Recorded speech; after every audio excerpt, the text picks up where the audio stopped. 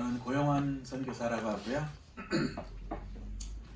그 예수전도단이라는 선교단체에서 한 10년 정도 사역을 했었었고요. 그 중에 뭐 한 5년은 캐나다 토론토 지부를 개척하는 일을 선교로 파견돼서 한 5년 일하고, 또 신학을 공부하다가 제 은사 중에 하나가 학교 다니다 그만두는 거라서 한국에서는 건축하다가 그만뒀었고, 또 그리고 예수전도단 들어갔고요. 그 다음에는 이제 밴쿠버에서 신학하다가 그만두고 또 한국에 와서 들어간 학교는 3군데인데 졸업한 학교는 하나도 없다는 그런 사람입니다.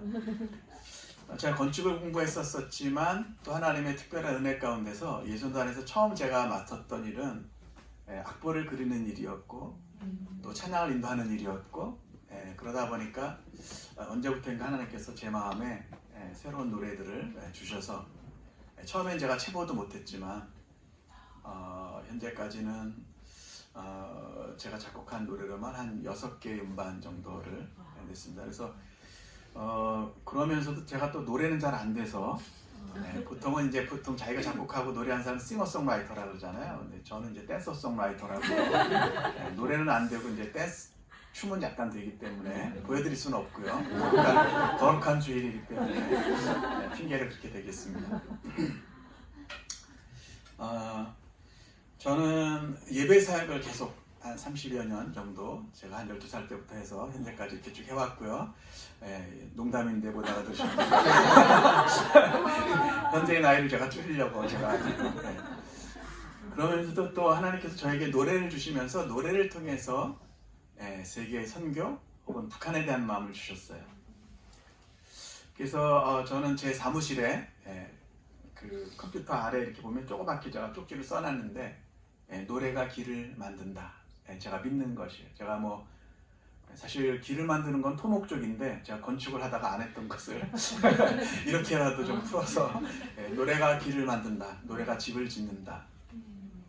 그래서 현재까지는 예수전도단에서 2개의 음반이 나왔고, 또 부흥한국이라는 팀에서 또 3개의 음반이 나왔고, 그 다음에 2016년 2년 반 전에는 제가 통일에 대한 마음으로 이 세상 사람들하고 좀 안 믿는 분들에게도 좀 그런 마음을 나누고 싶어서 가요 음반을 제가 또 만든 적이 있습니다.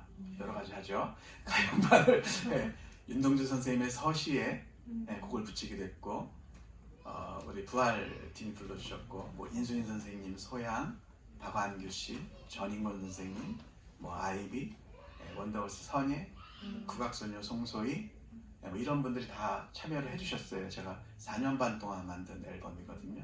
곡을 제가 다 쓰고, 그래서 하나의 코리아라고 여러분들 유튜브에서 또 보실 수 있겠습니다. 통일에 관련된 음반이고, 또 저는 언젠가는 이 음반이 제가 음반으로 일부러 냈는데 음원으로만 안 하고 북녘의 동포들에게도 장마당에 누군가가 좀 그걸 팔아줬으면 좋겠다.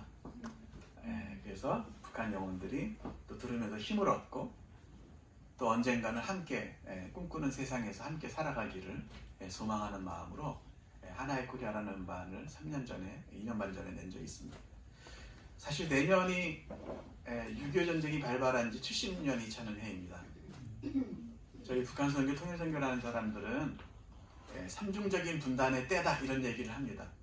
제가 2015년에 이 음반을 처음 만들려고 했는데 결과적으로 2016년에 나왔는데요. 왜 2015년에 만들려고 했냐면, 2015년은 여러분들이 잘 아신 것처럼 1945년에 우리나라가 땅이 분단된 일제 압박 가운데 해방됐지만, 압제 가운데서 해방이 됐지만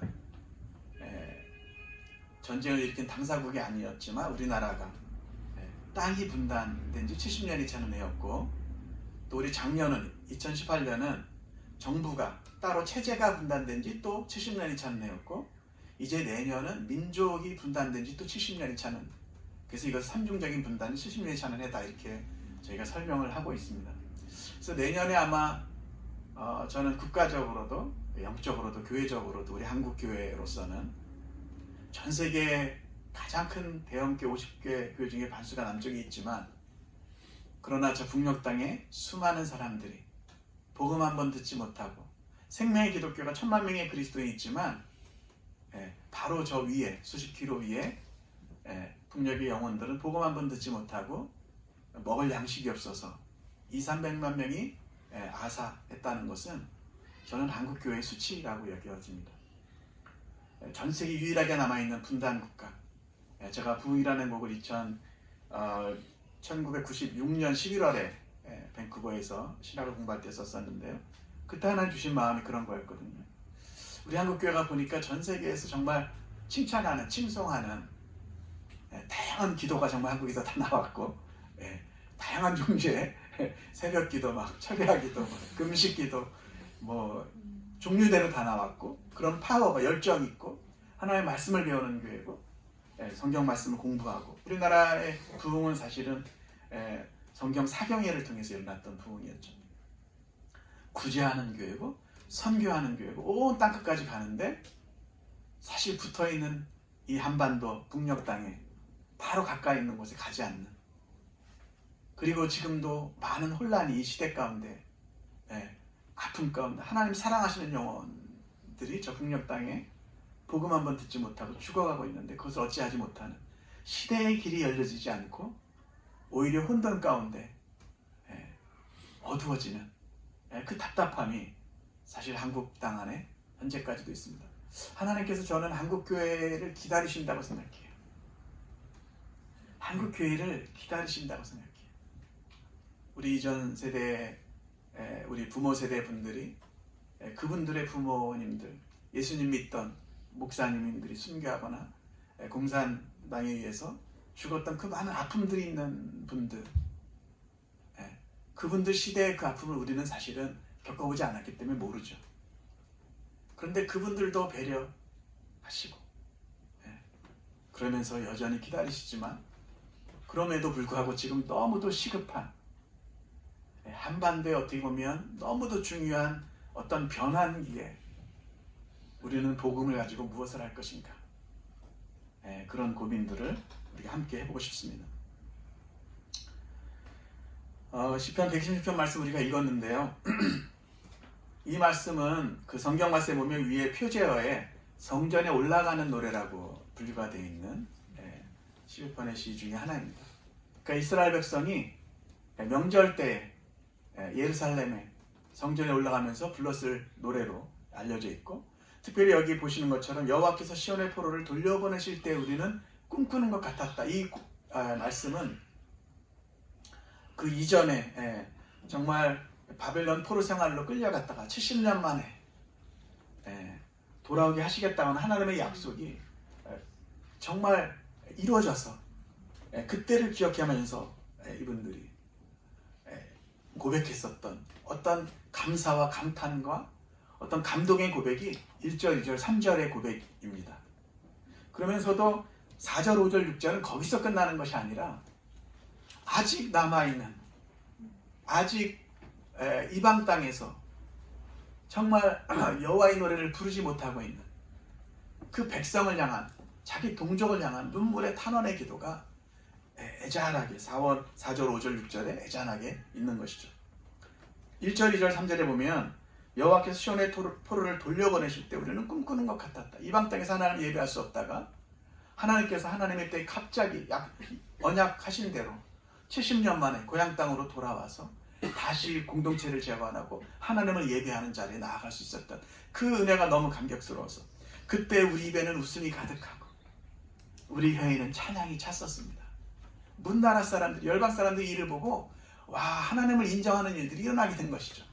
와, 과연 이 일은 하나님께서 대사를 향하셨다, 큰일을 향하셨다, 일어날 것 같지 않았던 일들이 눈앞에서 일어났기 때문에 이것은 정말 하나님이 하셨다라고 하는, 어떻게 보면 전 세계적인 동의와 선포가 일어나는 것이죠. 여호와께서 우리를 위하여 큰 일을 행하셨으니 우리는 기쁩니다.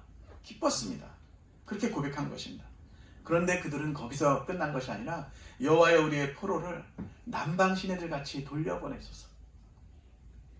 여러분, 이스라엘 땅에 제가 실제로 본 건 아니지만, 저도 주로 여름에 갔기 때문에, 건기에 갔었기 때문에 잘 못 봤지만, 제가 올해인가, 요새는 그렇습니다. 올해인지 작년인지도 구분이 잘 안 되는, 올해 봄에 제가 이스라엘 갔더니 늘 제가 갔었던 건기가 아닌 우기에 가봤더니 정말 세상이 다르더라고요. 파릇파릇하고 광야에도 그 녹색 기운이 있고. 여러분, 이스라엘 땅은 건기와 우기로 나눠지는데요. 시즌이. 이 건기 때는 여기 지금 제가 4절 말씀을 좀 설명드리려고 하는 건데, 남방 시내들 같이 돌려보내셔서 그러는데, 이스라엘 남쪽에 느게브 광야 같은 곳에 사막만이 아니고 때로는 산골짜기고 막 이렇게 계곡이 있고 그런 광야에 물 길은 있는데 물은 없어요. 건기에는. 그런데 우기 때가 돼서 하늘이 문을 열고, 아랍어로 와디라고 하는데 계절천인 거죠. 비가 내리기 시작하면 이전엔 물길만 있고 아무것도 없었던 곳에 시냇물이 흐르기 시작하면서 갑자기 그 옆에 풀이 돋아나고 꽃들이 돋아납니다. 이사야서 말씀에도 이런 비슷한 내용들이 많이 나오는데, 광야와 메마른 땅이 피어서 백합화같이 즐거워하게 되는 일들이 일어나는 것이죠. 생명이 없는 것 같았는데 하나님의 어떤 특별한 시즌에, 카이로스의 때에 비가 내리면 이전에 볼 수 없는 현상들이 생명력을 가지고 꿈틀대기 시작하고 광야에 생명의 강물이 흘러가기 시작하는 것입니다. 여호와여, 4절에 여호와여 우리의 포로를 저 남방 시내를 같이, 저 계절천, 아랍어로 와디 같은, 그렇게 지금은 보이지 않지만 지금은 정말 그런 물들이 있을까? 그런 시냇물이 흐를까?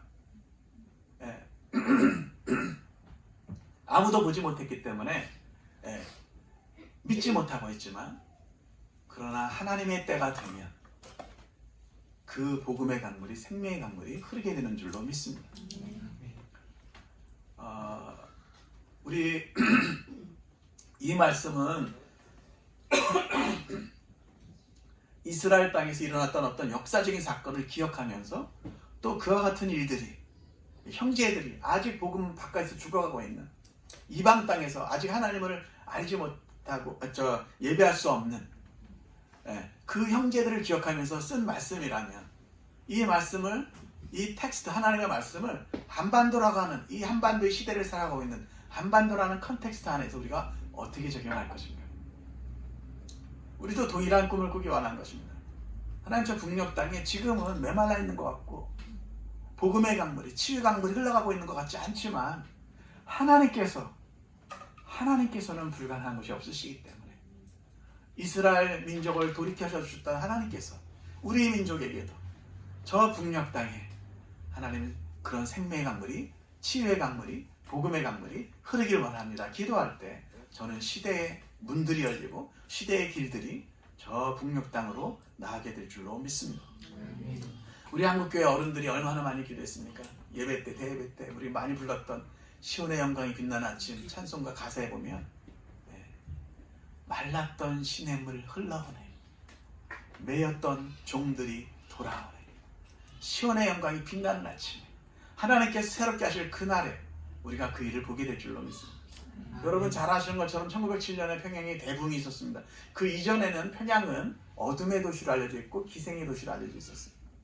아픔이 있었고 슬픔이 있었고 인습과 하나님 없는 그 문화 가운데서 죽어가던 땅에 하나님께서 복음으로 임하실 때 주일마다 수많은 영혼들이 하나님 앞에 손을 들고 예배하는 그 광경으로 우리가 볼 수 있어요. 여러분 그 부흥의 어떤 역사적인 교회사를 보면 교회에만 하나님이 임하신 것이 아니라 어떤 날은 학교에, 중학교에 선생님의 학교를 가르치러 갔는데 성령께서 그 교실에 임하셔서 아이들이 통해 자복하는 일들이 일어나는데 1교시가 끝나도 2교시가 끝나도 누가 인도한 것도 아닌데 그냥 성령께서 임하셔서 자복하는 일들이 막 일어나서 월요일이 지나고 화요일이 지나고 수요일이 지나고 매일 아이들이 오는데 올 때마다 교실에서 그런 일이 일어나니까 일주일 동안 수업을 가르칠 수가 없었어요. 우리 하나님은 전능하신 하나님이십니다. 우리 하나님은 그분의 뜻대로 무엇이든지 행하실 수 있는 하나님이십니다. 우리 하나님은 세상의 어떤 권세나 어떤 철학이나 어떤 종교, 어떤 파워보다도 그 모든 것들을 잠재우시고 그분의 뜻대로 새로운 일을 행하실 수 있는 하나님이십니다. 우리 시대에 저는 그 믿음이 필요하다고 생각합니다. 어떤 것보다도 강력한 힘을 갖고 계신 분이 하나님이세요. 이슬람보다도, 그들이 믿는 알라보다도, 공산주의 철학 어떤 것보다도 우리가 공산주의 어떤 사상에 물든 사람들을 두려워할 이유가 없는 것이죠. 왜냐하면 우리 안에 계신 하나님이 더 크시기 때문에. 우리가 그 사람들, 어떤 사람들을 두려워한다는 것은 하나님을 경외하지 않는 것입니다. 오직 하나님만 두려워할 때 우리는 세상을 온전히 분별할 수 있고 하나님이 여시는 새로운 창조의 역사에 동참할 수 있는 줄로 믿습니다. 눈물을 흘리며 씨를 뿌리는 자는 기쁨으로 거두리로다. 울며 씨를 뿌리러 나가는 자는 반드시 기쁨으로 그 곡식단을 가지고 돌아오리로다.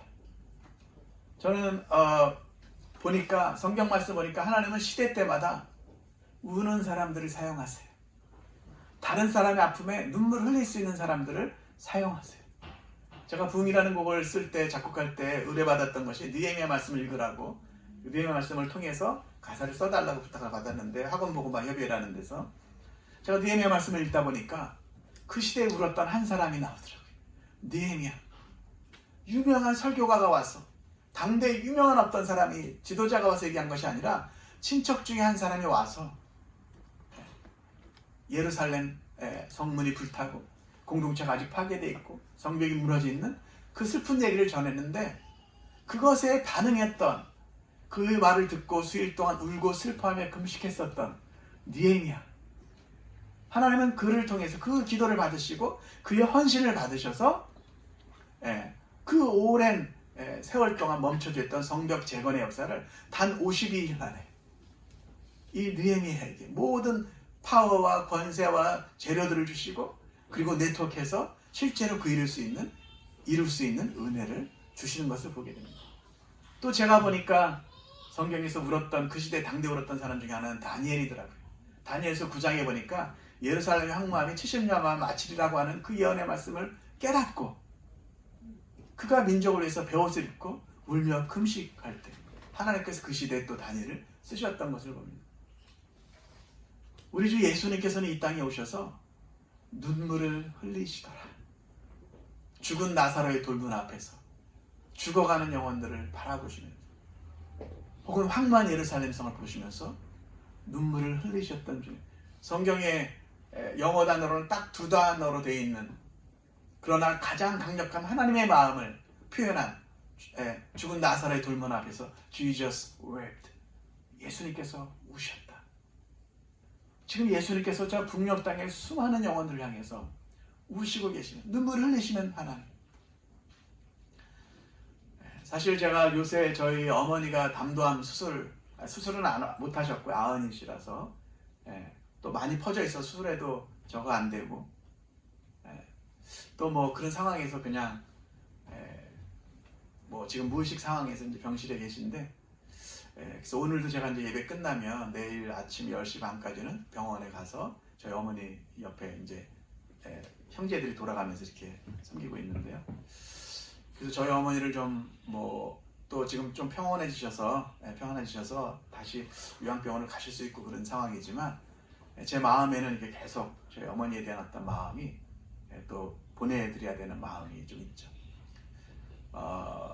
지난 금요일날 이제 캐나다로 돌아가는데 26살 된 저희 큰아들 요한이라고 하는 저희 아들이 캐나다에서 일을 하다가 한 2주 휴가를 받아서 왔고, 또 보냈는데 가는 날부터 너무 보고 싶은 거예요. 제 아들이니까. 그렇지만 저는 그 아이를 다시 볼 수 있고 또 만날 수 있는 그런 것이 있는데, 제가 요새 자주 나누는 것이 저 경부고속도로를 타고 처음 딱 가다 보면 오른쪽에 주로 이쪽 저쪽에 그 이렇게 나가는 그 엑sit 나가는 쪽에 이렇게 플랜카드 걸려 있는 것 중에 보면 자세히 보시면 거기 늘 걸려 있는 현수막이 하나 있어요. 오늘은 이곳, 어떤 날은 또 다른 곳에 걸려 있는데, 내 딸을 찾아주세요. 송혜희. 98년에 고등학생인 딸이 집을 나갔다가 못 돌아왔어요. 그걸 볼 때마다 마음이 미어져요. 아버지와 어머니가 그 딸을 찾다가 직장도 못 나가기 시작했고, 결국엔 가정도 나눠주게 됐고, 이제 아버지 혼자서 계속 그 딸을 찾아 다니면서 내 딸을 찾아주세요. 기사화도 됐고, 저분 정말 밥이라도 한번 대접해드리고 싶다. 아직 제가 전화번호도 못 구했지만 그 딸을 찾는 그 아버지 심정은 어떨까요? 이 한반도에는 참 많은 아픔이 있죠. 그와 동일한 마음으로 하나님 아버지께서 저 북녘 땅의 영혼들을 찾고 계시다고 저는 믿는데, 또 어떤 한반도 아픔들을 보면 이산가족으로 나눠져 있는 분들, 그분들의 마음은 어떨까요? 평생 자기 사랑하는, 자기가 낳은 아들과 딸을 만날 수 없는 부모님, 혹은 자기를 낳아준 어머니를, 아버지를 만날 수 없는 수많은 분들. 여러분, 저는 오늘 시편 121편 말씀 통해서 북한 혹은 통일에 대한 얘기들을 나누고 있는데요. 아까 말씀드린 것처럼 이 삼중적인 분단의 때에 가까우면서 한 5, 6년 전부터 저는 이 시편 121편 말씀을 통일에 관련해서 주로 나눴던 것 같아요. 하나님 저 북녘에 있는 수많은 영혼들이, 저는 매주, 사실 20년째 지금 매주 목요일마다 하는 북한 기도회가 있거든요. 요새 이렇게 기도합니다. 어떤 사람들은 무슨 정신 이상이야, 무슨 그런 기도를 해, 이렇게 할지 모르지만, 하나님 북녘의 도시마다 마을마다에서 수많은 아이들이 일어나서 하나님을 예배하고, 우리처럼 거룩한 손을 들고 하나님을 예배하고 하나님의 말씀을 읽으면서, 북한의 남녀노소 누구나 하나님의 말씀을 읽고 하늘아버지를 예배하고 그분께 커넥트 돼 있을 때라야 자기 자신이 정말 누구인지를 깨달을 수 있잖아요. 자기는 그냥 물질세계로부터 온 사람들이 아니고, 혹은 부모의 뜻에 의해서 혈통으로 난 사람들이 아니라 영원하신 하늘아버지에 의해서 창조된 사람들, 어디로부터 왔는지, 무엇을 위해서 살아야 하는지, 무엇을 위해서 나아가야 하는지, 자기 삶의 아이덴티티뿐만 아니라 데스티니를 이해할 수 있는, 그것은 하나님 앞에 연결되고 예배되고 하나님의 말씀을 읽을 때라야만 가능한 일이거든요. 그렇게 꿈꿀 수 있는 세상에서 저 북녘의 수많은 영혼들이 살 수 있게 되기를 원합니다. 아멘. 아멘. 시대의 장벽이 있습니다. 시대의 벽을 넘어가야 됩니다. 그 벽을 넘을 수 있는 것은 예수 그리스도의 복음밖에 저는 없다고 믿습니다. 많은 두려움 가운데서, 혹은 많은 적대와 미움과 분단이 있는 이 땅에 우리가 이 시대에 태어났다는 것은 이 시대의 짐을 지라고 하나님께서 이 시대에 보내주신 것 아니겠습니까? 이 시대에 태어났다는 것은 하나님께서 이 시대의 짐을 지고 이 시대에 이루어질 일들을 위해서 우리를 보내주셨다는 것입니다. 제 아들 이름이 요한입니다. 제가 고시니까 이제 고요한. 중학교 때 처음 학교를 갔는데, 학교 갔다가 짝꿍 이렇게 만나고 와가지고는 저희 집사람한테 그랬다는 거예요. 엄마, 학교 갔는데 내 짝 이름이 조용하냐?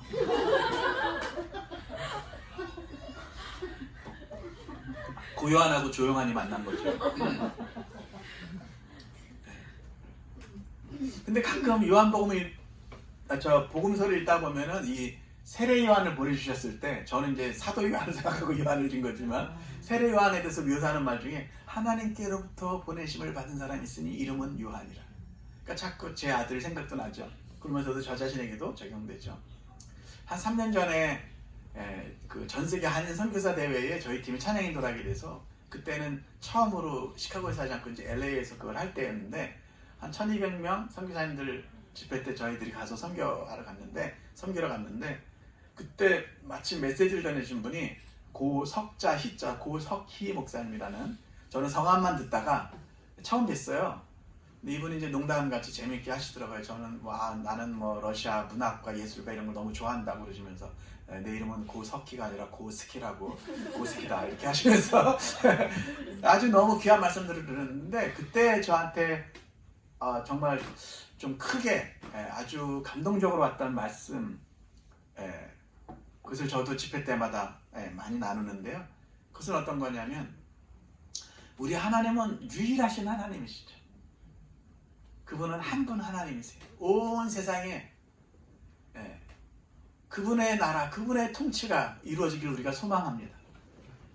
열방의 소망이신 그 하나님, 열방이 기다리고 있습니다. 종교 시스템 안에, 어떤 세상 이데올로기와 철학 안에 수많은 사람들이 어떻게 보면 하늘나라를 보지 못하고 하늘을 보지 못하고 날지를 못하고 죽어가고 있는 이 시대에 하나님께서는 그 모든 세상 영혼들 향해서 달려가시는 좋으신 아버지이시고 그 하나님께로부터만 모든 가장 좋은 모든 것들은 은사와 모든 온전한 선물들은 다 위로부터 빛들의 아버지께로부터 옵니다. 세상은 좋은 것을 줄 수가 없죠.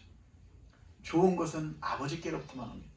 근데 이분이 강조하셨던 것은 뭐냐면 그 유일하신 하나님, 그 하나님 섬기는 우리 한 사람 한 사람도 유일하다, 유니크하다. 나와 똑같은 얼굴을 한 사람, 나와 똑같은 재능을 가지고 똑같은 부르심을 가진 사람은 어떻게 보면 없다는 것이죠. 이전에도 없었고 앞으로도 태어나지 않을 것이고 우리 한 사람 한 사람은 역사상 하나님께서 유일하게 창조하신, 독특하게 유니크하게 창조하신 한 사람 한 사람이라는 거죠. 그 이야기를 들으니까 저는 어떤 더 막중한 어떤 책임감을 느낀다고 할까요? 왜냐하면 내가 하나님께서 나를 다른 사람과 다르게 다른 기질과 다른 체질과 다른 은사들을 주셔서 다른 부르심을 주셔서 창조하셨다면, 그리고 이 시대에 태어나게 하셨다면 내가 그 일을 가지 않는다면 채워지지 못하는 하나님의 목적과 하나님의 어떤 부르심, 하나님의 계획이 있다라고 저는 여겨지는 것입니다. 물론 우리가 실패할 때라도, 우리 자신이 어떤 것에 하지 못할 때라도 하나님은 또 다른 사람들을 세우시고 어떤 것들을 이루어 가시겠지만 역사상 유일하게 태어난 한 사람 한 사람으로서 우리는 자신을 어떻게 의식하고 있는가, 시대를 어떻게 의식하고 있는가, 그런 부분에 대해서 저는 말씀을 드리고 싶은 거예요. 저는 아무 비전이 없었고 제 삶에 아주 그냥 가난한 집에서 공업고등학교 건축가로 고등학교를 진학할 때 갑자기 그렇게 되면서 제 삶이 그냥 끝났다고 생각했었던 사람이었습니다. 나는 시인이 되거나 외교관이 되고 싶었는데 가정 형편 때문에 그냥 공업고등학교 건축가, 제가 한 번도 생각하지 않았던 건축가를 가게 됐었고 너무 좋은 직업이죠. 그런데 저는 예전도나 하영원에 나가게 되면서 뭔지 모르지만 하나님의 나라에서 살고 싶었고 임재 가운데 살고 싶었고 그런 과정 중에서 하나님이 저를 인도해 오셔서 이렇게 살고 있습니다. 저희 아들이 제가 지금 이제 아들 둘, 딸 둘이 있습니다. 그래서 26, 우리나라 나이라면 26, 그 다음에 24딸, 21딸, 16 아들 이렇게 있습니다. 그래서 저는 이제 능력이나 경건성으로는 안 되지만 그래도 보기보다는 제가 사명자입니다. 왜냐하면 애들이 4명이기 때문에. 여러분들 사명자로 사시기 바랍니다. 결혼하시면 한 4씩은 기본적으로 낳고. 예. 그래서 제가 이 말하다 좀 까먹었어요.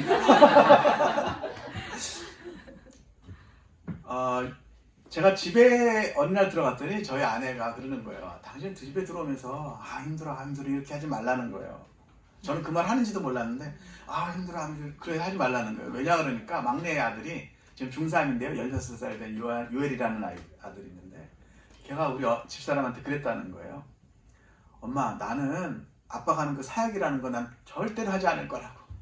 날마다 집에 들어올 때마다 힘들어 이렇게 들어온다는 거 절대로 하지 않을 거라고. 근데 그 애가 모르는 게 있어요. 아침마다 제가 제 사무실로 나가면서 사역으로 가면서 얼마나 감사한지, 비천한 제 삶 가운데 정말 비루한 인생을 살던, 아무 뜻도 없이 의미도 없는 삶을 살던 제 삶에 주님이 찾아오셔서 복음의 영광을 주시고, 오늘 오면서 차를 몰고 오면서 그런 생각이 들었는데 전 세계에서 가장 위대한 하나님의 왕국의 일꾼으로, 이 세상 무슨 애플이나 삼성이나 이런 정도가 아니라 가고 오는 세상에 가장 강력한 하나님의 공동체, 영광스러운 일꾼으로 우리를 인도하셨다. 어떻게 보면 세상 말 한다면 취직시켜 주시고 하나님의 나라에서 살 수 있는 그 모든 소스와 자원들을 하나님 다 갖고 계시고 구하면 주시면서 새로운 길들을 열어주시는 그 영광스러운 일에 우리를 불러주셨다는 것. 제가 어젯밤에도 저희 드럼 녹음이 있었는데 제가 한 10여 년 전에 쓴 노래 중에 소양이 부른 주님 다시 오실 때까지라는 노래를 지금 리메이크하고 있습니다. 이전 버전은 약간 너무 좀 힘없고 약간 슬픈 분위기, 요새는 그렇게 안 하고 싶은 거예요. 왜냐하면 하나님 우리를 부르셨다는 것은 막 울면서가 아니라 때로는 그런 일이 많이 있죠. 네, 정말 눈물 날 일이 있고 외롭고 힘든 일이기도 하죠. 그러나 이것은 영광스러운 길이에요. 하나님께서 우리를 부르시고 사용하신다는 것은 그 영광스러운 그 부르심, 좀 파워풀하게 선포하고 싶은 거예요. 이 시대에 하나님의 나라를 위해서 기쁘게 달려가고 헌신하는 일들을 다시 보고 싶기 때문에 새로 리메이크를 하고 있어요. 여러분, 이 시대에 우리가 나게 하셨다면, 이 시대에 하나님 우리를 태어나게 하셨다면, 이 시대에 너무도 중요한 때에 그 일을 하라고 불러주신 줄로 믿습니다. 11월 달에 베를린 장벽이 무너졌던 30년 몇 년 됐었던 어떤 날이 있었습니다. 얼마 지나지 않았습니다. 한번 그날을 생각해 보세요. 독일에 있었던 사람 중에 역사상 정말 너무도 중요했던 그 베를린 장벽이 무너진 것을 눈앞에서 볼 수 있었던 사람들을 한번 생각해 보세요. 여러분, 지금 공산주의로 물들어 있고 아픔 가운데 살아가는 저 북녘 땅의 수많은 영혼들 가운데 새로운 세상이 일어나는 것들을, 하나님의 복음이 들어가고 그곳에 학교들이 건설되고 병원들이 생기고 수많은 사람들이 예배당에서 모여서 다시 하나님을 예배하는 그날을 꿈꿔보세요. 그 벅찬 일들에 하나님께서 우리를 부르시고 계시다는 거죠. 우리가 단지 어떤 핵전쟁에 어떤 두려움에 잡혀서 그것이 아니고요. 오히려 그 모든 것을 넘어서 아버지의 나라가 임하고, 제가 매주 기도하는 것처럼 저 북녘 땅의 도시마다 마을마다 해서 수많은 사람들이 손을 들고 하나님을 예배하는 광경. 그래서 우리가 읽었던 말씀처럼 와, 우리는 꿈꾸는 것 같아. 저는 우리 시대에 어떤 큰 기쁨이 있습니다.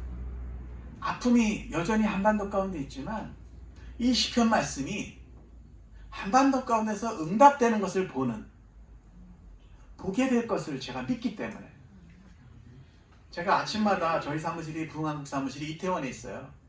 그러면 아침에 제가 차를 파주에서 나오자마자 그냥 주기도문이 나올 수밖에 없어요. 왜냐하면 옆이 한강 쪽에 이렇게 쭉 철책이 있거든요. 아버지의 나라가 오게 하시고 아버지의 뜻이 하늘에서 이루어진 것처럼 이 땅 가운데 이루어진다. 기도가 그냥 나오는 거죠. 그 자유로 이걸 쭉 타고 오면서 철새들이 지나가요. 남과 북으로 자유롭게 다니는데, 제가 그 길에서 우리 하나의 코리아라고 하는 음반에 많은 곡들을 썼어요. 이 한반도에 아버지의 나라가 임하기를 소망합니다. 아버지의 통치가 남쪽만 아니라 저 북쪽의 곳곳마다에 수많은 심령들 가운데 들어가게 되기를 소망합니다. 아멘이십니까? 아멘. 그 일을 볼 수 있는 영광스러운 특권을 저는 우리 시대 모든 사람들에게 주셨다고 저는 믿습니다.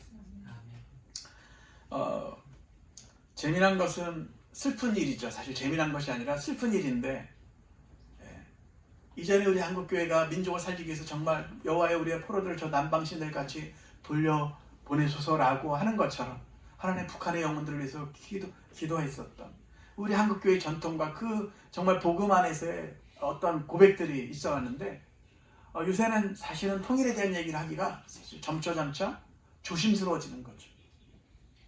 이슬람권 선교를 위해서 얘기하면서 이슬람권을 왜 복음화해야 되는지를 얘기하는 선교사는 거의 없습니다. 근데 북한 선교를 얘기할 때는 왜 그들에게 복음을 전해야 하는지를 교회에 자꾸 설명을 해야 돼요. 납득을 시켜야 돼요. 이게 슬픈 일이에요, 한국교회. 왜냐하면 적대시하니까. 여러분, 지금 우리가 이렇게 자유롭게 예배하는 이 대한민국, 우리는 정말 전 세계에서 가장 최고의 특권을 받은 사람들 중에 하나입니다.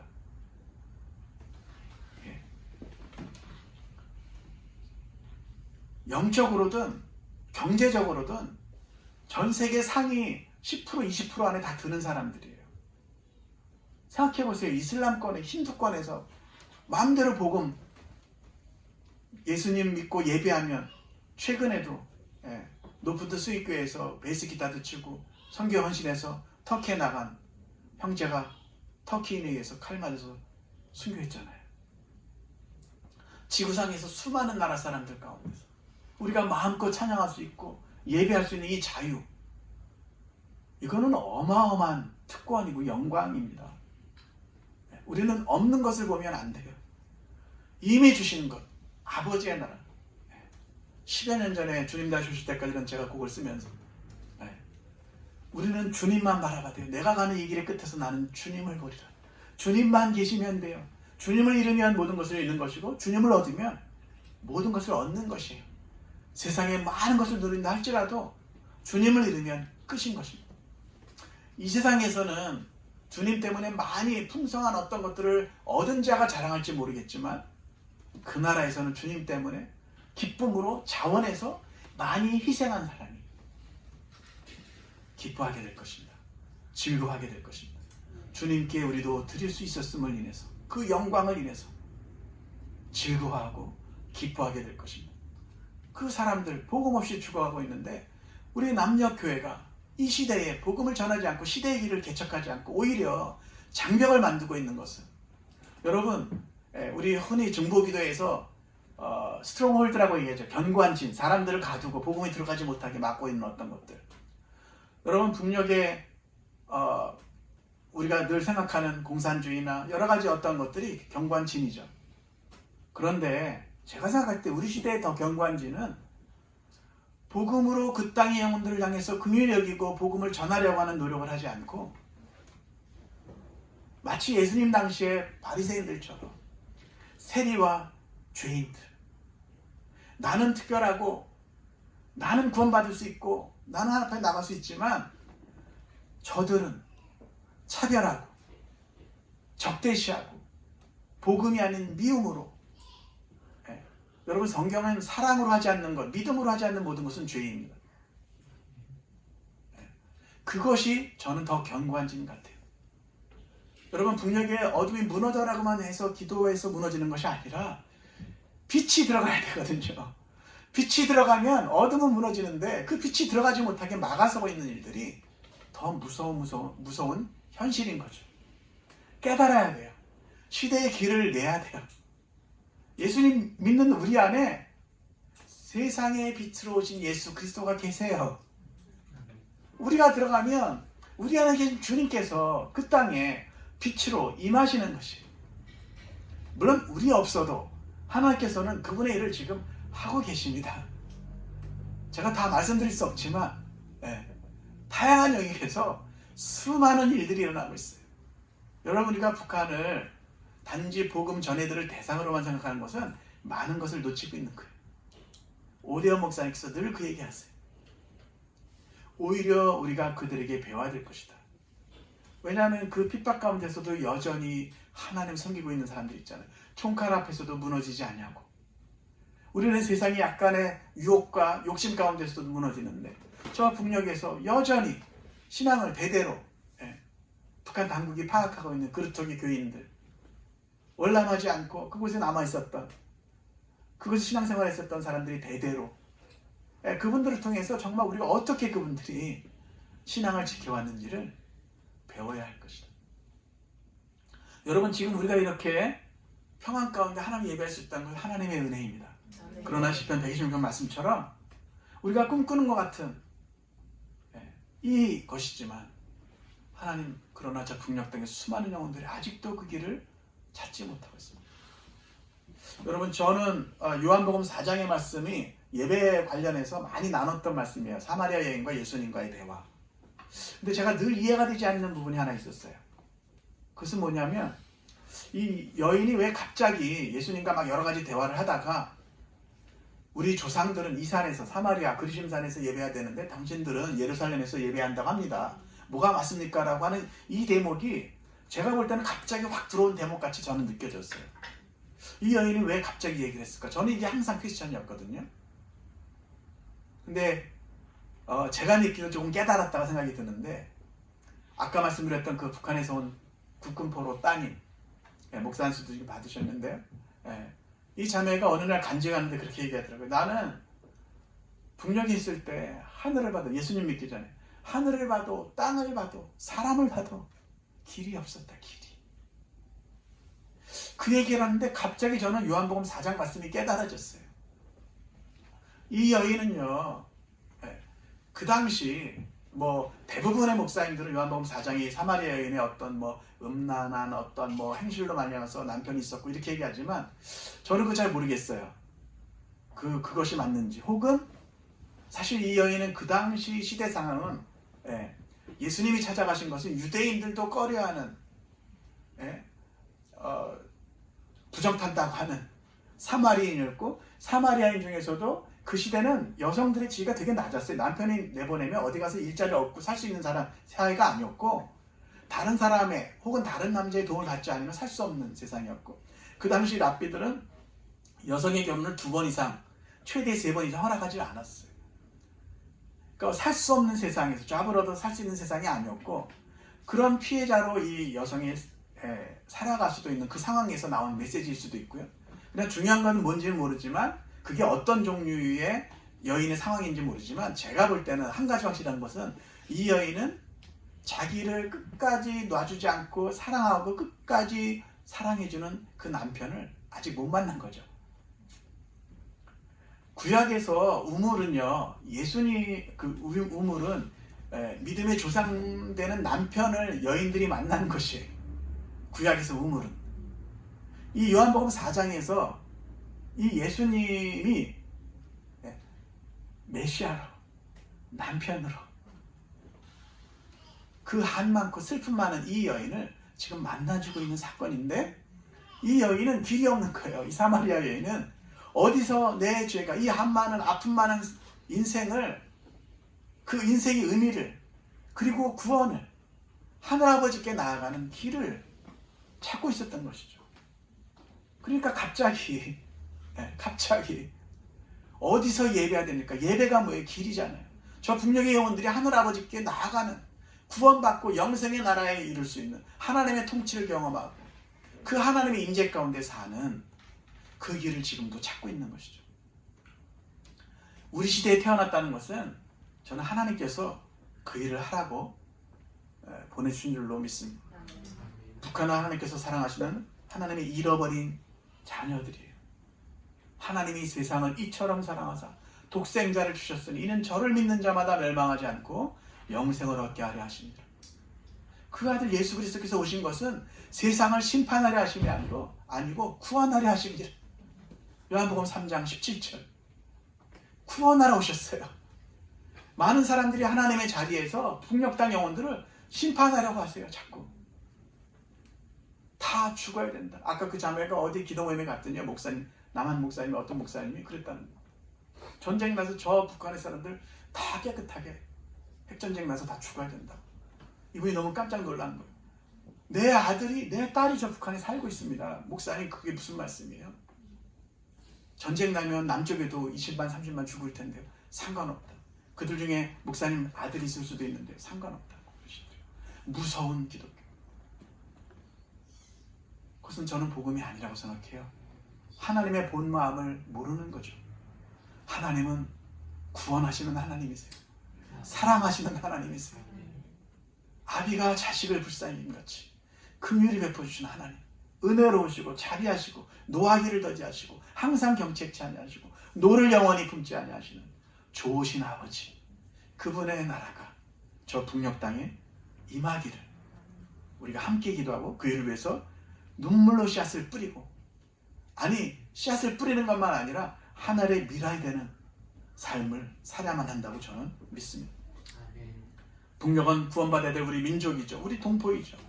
기업 물을 자로, 시간이 없기 때문에 제가 그 말씀 다 나누지 않겠습니다만, 기업을 물러줄 책임이 남쪽에 있어요. 그 북한 사람들이 가장 가까운 친척이고 하나님이 이 한반도에 영적인 물질적인 부를 주셨잖아요. 우리만이 아니라 보아스가 나오미에게, 룻에게 그렇게 했던 것처럼 끌어안을 때, 보아스와 룻은 마태복음에 보면 예수님의 초림 족보에 올라갑니다.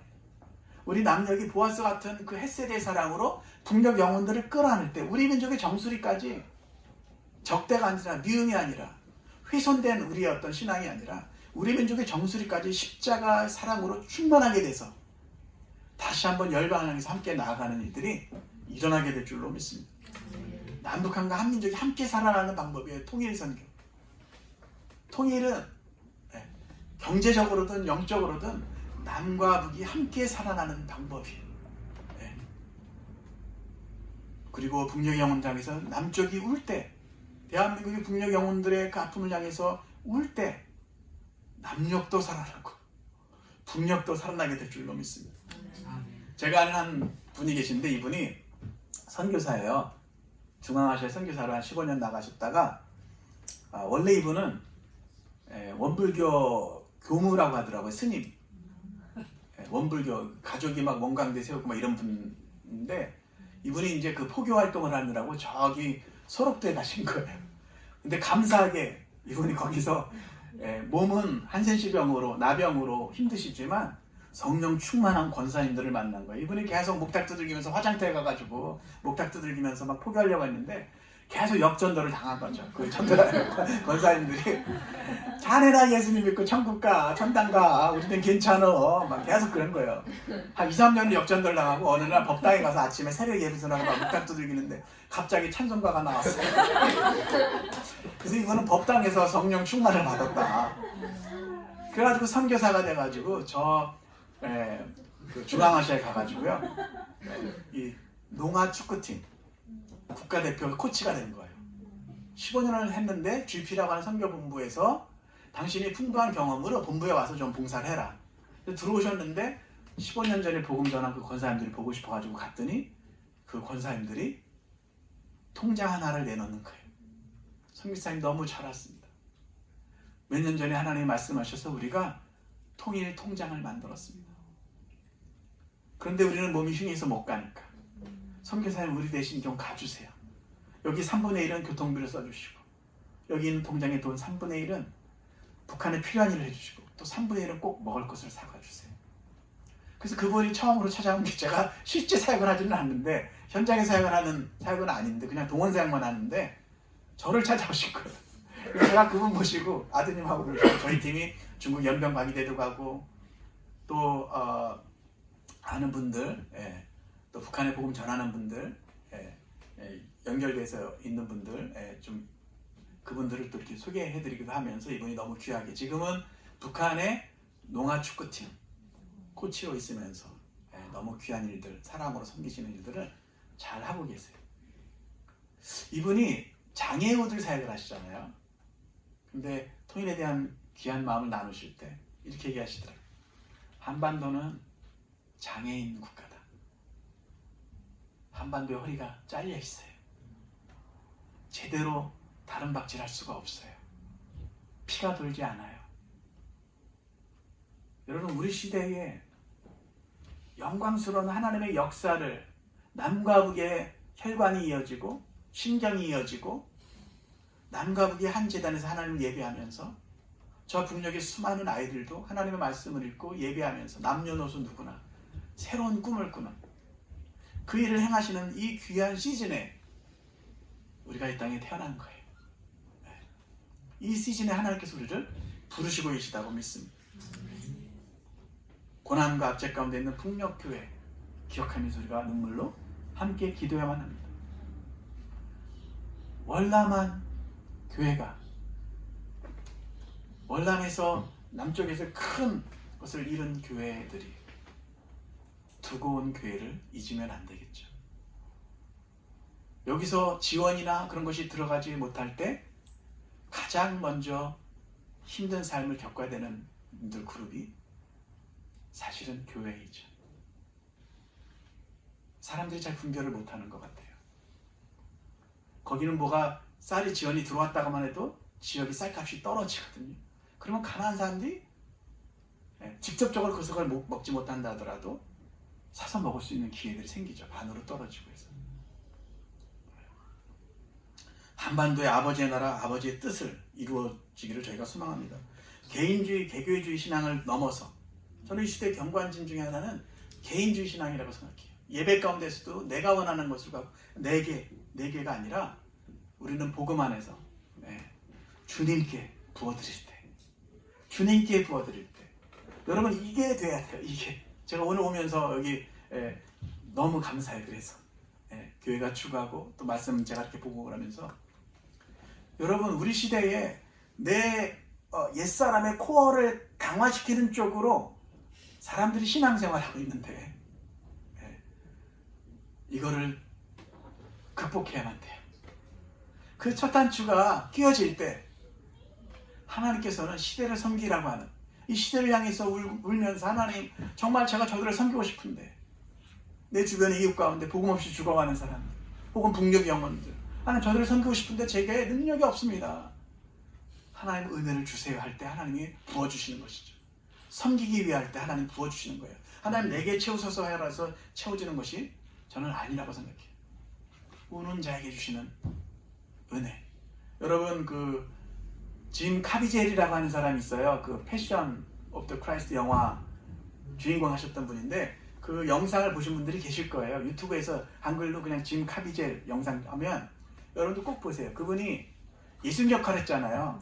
십자가에서 막 매달리는 것도 할 때 의사가 죽을 수 있다 막 그랬는데도 하는 그런 어떤 걸 상황을 주셔서 막 어떤 거를 했어요. 근데 분장도 안 하고 어느 미국의 큰 교회, 수천 명이 있는 교회에서 이제 어떤 분하고 인터뷰를 하는 영상이에요. 제가 말씀드리는 건. 이분하고 하는데 이분이 막 말씀을 막 이렇게 하시는데 막 거의 앞에 인터뷰하는 사람이 예수님하고 대화하는 것처럼 막 이렇게 마음이 막 이렇게 하는 걸 제가 봤어요. 근데 제가 말씀드리고 싶은 건 뭐냐면 이 분이 어떤 얘기를 하냐면 미국의 교회를 향해서 얘기하는 거예요. 미국의 교회는 알아야만 한다. 거의 인터뷰 마지막쯤에 그 얘기가 나오는데요. 미국의 교회는 알아야만 한다. 진정한 자유는 내가 하고 싶은 것을 하는 것이 아니라 내가 해야만 하는 것을 하는 것이다. 내가 해야만 하는 것. 그걸 성경에서는 부르심이라고 얘기하고 사명이라고 얘기해요. 사명을 따라 살면 망하지 않아요. 우리 시대가 구해야 되는 것은 일자리가 아니라 사명자리예요. 사명자리. 사명을 따라 살면 망하지 않더라고요. 왜냐하면 하나님께서 고용하신 거잖아요. 하나님께서 책임지세요. 여러분 군대만 가도 나라에서 다 대주잖아요. 하나님께 하야되면, 하나님께서 부르셨다면 그 일을 향해서 믿음으로 자기의 삶을 드릴 때 그 사람을 향한 온전한 하늘의 권세와 기회들이 열린다는 것을 저는 알아요. 하나님께서 지금 저와 북녘 땅에 구원 사역을 행하시고 계세요. 이 시대의 수많은 영혼들에게 우리를 통해서 복음의 강물이 흘러나가기를 원하세요. 여러분 마지막으로 하나의 스토리만 제가 좀 말씀드리고 싶은데요. 우리가 이 세상에서 개인주의와 개개주의를 넘어서 이것을 넘지 않으면 세상이 우리 주 예수 그리스도의 복음을 들을 수가 없어요. 왜냐하면 자신에게 갇혀 있는 것은 세상과 똑같기 때문에요. 세상이 그런 방식으로 살아요. 자기를 강화하는 쪽으로, 자기에게 움켜쥐는 쪽으로 가요. 근데 복음은 그렇지 않아요. 복음은 역설적이게도 항상 거꾸로 해요. 죽어야지만 살아요. 죽어야지만 살아요.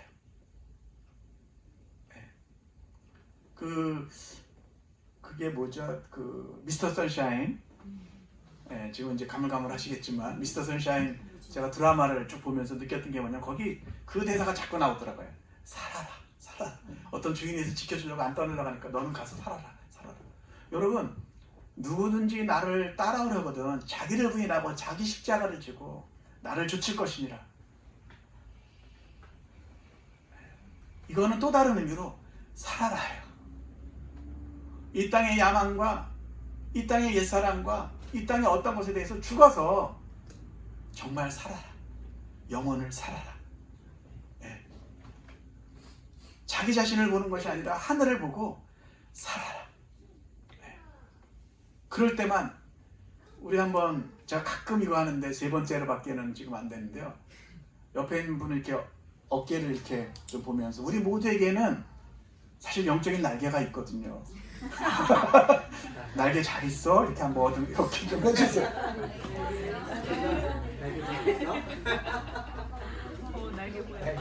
미국의 베델교회 그 손인식 목사님인가 그 예화를 하셔서 저는 그대로 저는 제가 약간 의심될 때도 있지만 전해요. 이분이 어느 날 미국에서 꿩 농장이 있다는 거예요. 꿩 농장. 그래서 거기 가셨는데 꿩 농장에 갔더니 이 울타리만 막 크게 쳐놓고 위에 지붕이 없더래요. 꿩은 날아갈 수가 있잖아요. 근데 지붕은 없고 울타리만 쫙 있는데 더 신기한 건 이 꿩들이 아무도 안 날아가고 그 울타리 안에서 모이만 조금 먹고 있대요. 그래서 너무 신기해가지고 가서 보니까 이 꿩들의 얼굴 어떻게 머리에 얼굴이 그렇게 이상하네. 머리에 어떤 각도로 봐도 하늘이 보이지 않게 뭔가 씌워놨어요. 창을. 그러니까 이들에게는 날개가 있어요. 근데 하늘을 보지 못하기 때문에 날 욕구, 디자이어가 없는 거예요. 그냥 여기 식량이 있고 이 땅이 편한 거예요. 안전하게 울타리가 있고. 여러분 우리 시대의 풍경인 것 같아요. 말씀을 읽는다는 것은 하늘을 보는 거예요. 예배한다는 것은 하늘을 보는 거예요. 우리 안에 그 영적인 날개가 있어요. 우리는 하나님을 예배할 때만 그리고 하나님의 영광을 위해서 살 때만 만족할 수 있어요. 다른 어떤 것으로 불가능해요. 왜냐하면 하나님은 우리를 그렇게 창조하셨기 때문에. 다시 한번 옆에 분에게 날개여 돋아나라.